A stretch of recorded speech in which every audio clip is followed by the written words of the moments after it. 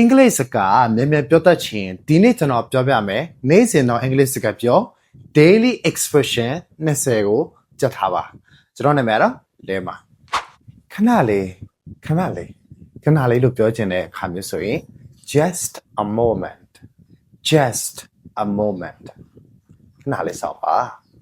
ကြပါတယ်ပြဿနာမရှိဘူးအဲ့ဒီလိုချင်းမျိုးဆိုရင် no problem ပြဿနာမရှိဘူး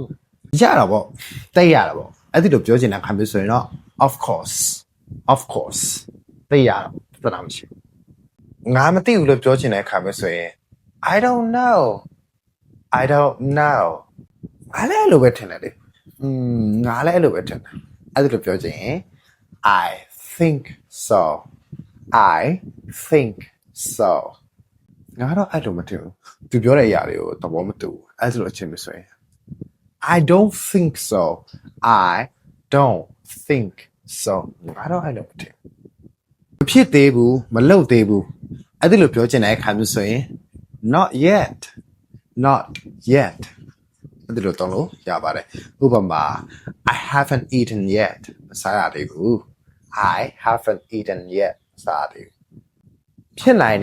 ဖြစ်နိုင်တယ်လို့ပြောချင်တဲ့အခါမျိုးဆိုရင် maybe ဥပမာ maybe he can come သူလာကောင်းလာနိုင်တယ်လေ maybe he can come သူလာကောင်းလာနိုင်တယ်စိတ်မပူနဲ့ရတယ်စိတ်မပူနဲ့အဲ့ဒီလိုပြောချင်တဲ့အခါမျိုးဆိုရင် don't worry ဥပမာ don't worry it's okay စိတ်မပူနဲ့အဲ့ဒါအဆင်ပြေတယ်စိတ်မပူနဲ့အဲ့ဒါအဆင်ပြေတယ်အေးစေးလို့အချိန်ယူပြီးလို့မလုံးအဲ့ဒီလိုပြောချင်တဲ့အခါမျိုးဆိုရင် take your time ဥပမာ take your time we have so much time ငါတို့အချိန်အများကြီးရှိတယ်အေးစစ်စစ်လို့မြန်လို့ငါတို့အချိန်မရှိတော့ဘူးအဲ့ဒီလိုပြောချင်တဲ့အခါမျိုးဆိုရင် hurry up မြန်တချို့လူတွေက chop လို့လဲတောင်းတယ် chop မြန်ဥပမာ hurry up we are running out of time အချိန်မရှိတော့ဘူးမြန်လို့တော့အချိန်မရှိတော့ဘူးမြန်လို့ give side ပါဆောက်ရရအဲ့ဒီလိုပြောချင်တဲ့အခါမျိုးဆိုရင် be careful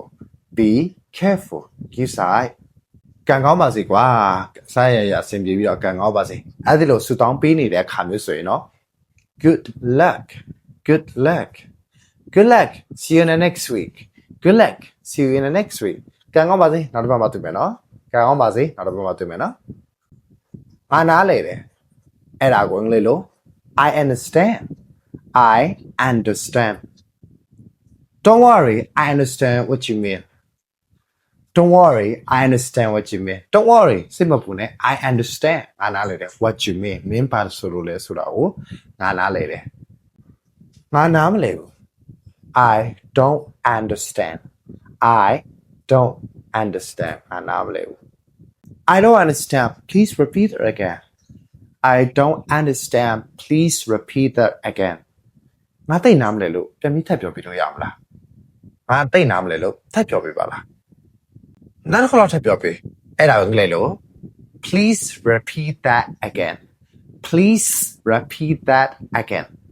I don't understand please repeat that again ငါသိနားမလဲလို့ထပ်ပြီးပြောပြပြလို့ရမလားဒါမှမဟုတ်ရင်ထပ်ပြီးပြောပြပေးပါလား please repeat that again ထပ်ပြီးပြောပြပေးပါလားတောင်းပန်ပါတယ်အဲ့ဒါကိုအင်္ဂလိပ်လို I am sorry ဝင်နေပါတယ်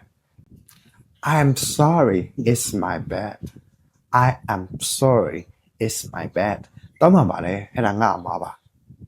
ကျေးဇူးတင်ပါတယ်လို့ပြောချင်တဲ့ခါမျိုးဆိုရင်တော့ဒီတိုင်းသိပြီလား thank you ကျွန်တော်နည်းနည်းလေးထပ်ပြီးကောင်းလိုက်မယ်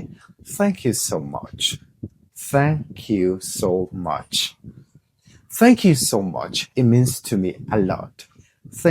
so much it means to me a lot အဲ့ဒါကငါ့အတွက်အရင်ရေးကြည့်တာရပါတယ်အဲ့ဒါအင်္ဂလိပ်လို you're welcome ရပါတယ်နောက်မှတွေ့မယ်နော်